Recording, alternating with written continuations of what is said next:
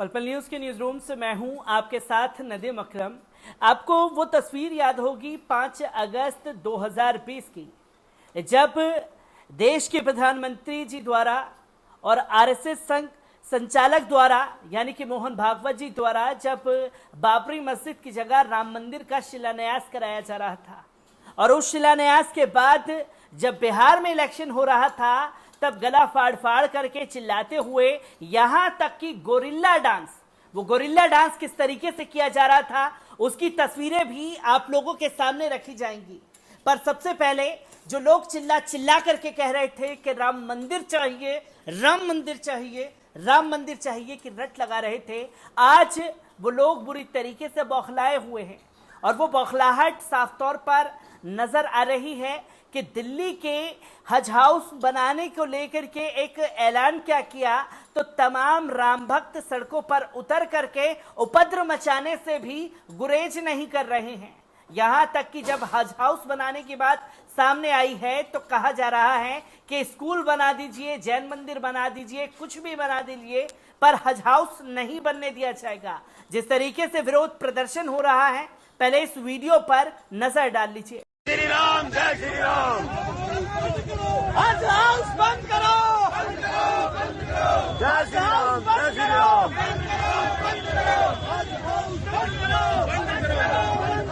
जय श्री राम, जय श्री राम। बंद करो,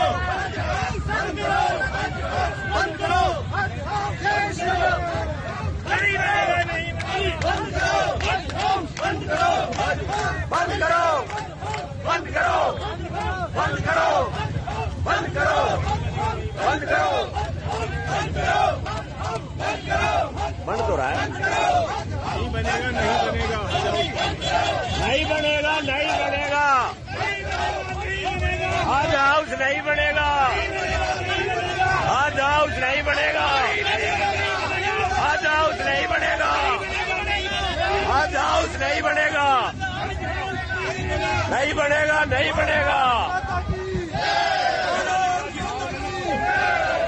तो दोस्तों, आपने देखा कि किस तरीके से लगातार जो है हज हाउस को लेकर के सड़कों पर उतर करके भारतीय जनता पार्टी के समर्थक, तमाम हिंदूवादी संगठन के नेता जो हैं अपनी गंदी सियासत खेलने के लिए सड़कों पर खाप पंचायत करते हुए दिखाई दे रहे हैं। इसमें पूरा मामला क्या है, एक बार इस रिपोर्ट पर भी नजर डाल लेते हैं। दिल्ली के द्वारका सेक्टर 22 में दिल्ली सरकार हज हाउस बनवा रही है। इस हज हाउस को लेकर 360 खापों ने विरोध जताया है। शुक्रवार 6 अगस्त को सेक्टर 22 के भरतल चौक पर खाप से जुड़े लोगों ने प्रदर्शन किया। वहीं भाजपा का कहना है कि इसे खापों की इच्छा के खिलाफ बनवाया जा रहा है। भाजपा ने इस जमीन पर अस्पताल या स्कूल खोलने की मांग की है। वहीं आम आदमी पार्टी ने इस विरोध को राजनीतिक करार दिया है। दिल्ली के द्वारका इलाके में बनने वाले हज हाउस को भाजपा लोगों की भावनाओं के खिलाफ बता रही है। दिल्ली सरकार पर मनमानी का आरोप लगा रही है। पार्टी ने कहा है कि दिल्ली सरकार वक्फ बोर्ड की खाली पड़ी जमीनों पर हज हाउस बनाए, हमें कोई दिक्कत नहीं होगी। दिल्ली भाजपा के प्रदेश अध्यक्ष आदेश गुप्ता ने कहा है कि दिल्ली में वक्फ बोर्ड की तमाम जमीनें पड़ी हुई हैं, ऐसे में उन जमीनों पर हज हाउस बनाने की जगह ग्रामीणों की जमीन पर हज हाउस बनाने का क्या मतलब है। उन्होंने कहा कि भाजपा ग्रामीणों के साथ और दिल्ली सरकार की मनमानी को पूरा नहीं होने दिया जाएगा। इंडिया टुडे के संवाददाता राम किकर सिंह की रिपोर्ट के मुताबिक आदेश गुप्ता ने सेक्टर 22 में विरोध प्रदर्शन के लिए इकट्ठा हुई भीड़ को संबोधित करते हुए कहा कि 2007 में जिस वक्त कांग्रेस की सरकार थी तब यहां हज हाउस बनाने का फैसला किया गया था। फरवरी 2008 में शिलान्यास की कोशिश की गई थी, तो आप सभी लोगों के संघर्ष से कांग्रेस अपने मंसूबे में कामयाब नहीं हो पाई थी। एक बार फिर से वही समय आ गया है, अब केजरीवाल के मंसूबे को नाकामयाब बनाना है और इसमें बीजेपी हर वक्त आपके साथ खड़ी हुई दिखाई देगी। भाजपा नेता आदेश गुप्ता ने कहा है कि अपने राजनीतिक लाभ के लिए केजरीवाल मनमानी कर रहे हैं और इसे किसी भी सूरत में नहीं होने दिया जाएगा। जहां हज हाउस बनाने की बातें हो रही हैं वहां मुस्लिम लोग नहीं रहते और जो रहते हैं वे भी यही चाहते हैं कि यहां हज हाउस की जगह स्कूल, कॉलेज या अस्पताल बने। उन्होंने कहा, खुद को दिल्ली का मालिक मानकर बैठने वाले केजरीवाल को समझना चाहिए कि दिल्ली के असली मालिक गांव देहात में रहने वाले मजदूर और मध्य वर्गीय लोग हैं।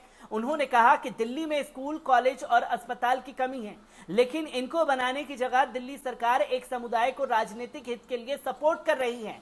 उन्होंने कहा कि दिल्ली के असली लोग गांव में रहते हैं और दिल्ली के सीएम को उनकी इच्छा के खिलाफ नहीं जाना चाहिए। हिंदुस्तान टाइम्स की रिपोर्ट के मुताबिक बाकी राज्यों की तरह दिल्ली में हज हाउस नहीं है। हर साल दिल्ली में 15 से 20 हजार मुस्लिम हज के लिए जाते हैं। इन यात्रियों में दिल्ली के अलावा पंजाब, हरियाणा, हिमाचल प्रदेश, उत्तराखंड, चंडीगढ़ और पश्चिम यूपी के मुस्लिम शामिल हैं। हर साल हज के लिए जाने से पहले रामलीला मैदान और दरगाह फैज इलाही में कैंप लगाए जाते हैं। उनकी सुविधा के लिए करीब 93.47 करोड़ रुपए की लागत वाला हज हाउस करीब तैयार है। इस हज हाउस में एक बार में करीब 350 श्रद्धालु रुक सकते हैं। डीडीए रिकॉर्ड्स के मुताबिक ये हज हाउस करीब 5000 स्क्वायर मीटर जगह में तैयार किया जा रहा है। आम आदमी पार्टी के सिलमपुर से विधायक अब्दुल रहमान इस विरोध को राजनीतिक बता रहे हैं। उन्होंने कहा है कि अगर तीर्थ यात्रा पर जाने से पहले थोड़े समय के लिए कुछ लोग एक साथ आ जाते हैं तो किसी को परेशानी क्यों होनी चाहिए। जिस भूमि पर हज हाउस बनाया जा रहा है वे किसी निजी व्यक्ति का नहीं है, ना ही किसी ने हड़प लिया है और ना ही किसी ने अतिक्रमण किया है। उन्होंने कहा कि हमारा देश अनेक धर्मों का देश है, लोग शांति से रहना चाहते हैं। कुछ लोग देश को धार्मिक आधार पर बांटने के लिए तैयार हैं और हम सरकार से इस तरह के विरोध के खिलाफ कार्रवाई करने का अनुरोध करते हैं। तमाम सवाल जो हैं इसे लेकर के खड़े हो रहे हैं।